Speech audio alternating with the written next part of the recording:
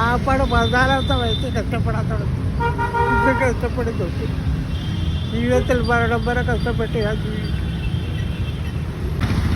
നമ്മുടെ ആലപ്പുഴ ബോട്ട് കെട്ടിട്ട് നേരെ ഓപ്പോസിറ്റ് ഒരച്ഛൻ ചെരുപ്പ് കുടയൊക്കെ തയ്ക്കാൻ ഇരിപ്പുണ്ട്. അപ്പോൾ രാവിലെ തൊട്ട് ഇരുന്നിട്ട് 20 രൂപയാണ് അച്ഛൻ ഇതുവരെ കിട്ടിയെന്നാണ് അച്ഛൻ പറഞ്ഞത്. അതുമല്ല, അപ്പോൾ ഞാനിത് എടുക്കാനുള്ള കാരണം, ഞാൻ ഇതുവരെ പോയപ്പോൾ ഒരു ചാരിറ്റിയുടെ ഭാഗമായിട്ട് ഒരു ടീം വന്ന് അവരൊരു പൊതി ചോറച്ചിന് കൊടുത്ത് തന്നില്ലേ?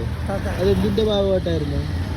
അത് കൃപാസനത്തിൻ്റെ ഭാഗമായിട്ട്. അപ്പോൾ അവിടെ നടക്കുന്ന പരിപാടിയുടെ ഇങ്ങനെ മിച്ചം വരുമ്പോൾ അവർ ഇങ്ങനെ റോഡിൽ വന്ന് എല്ലാ സുഖമില്ലാത്തവർക്കൊക്കെ തന്നിട്ട് പോകും.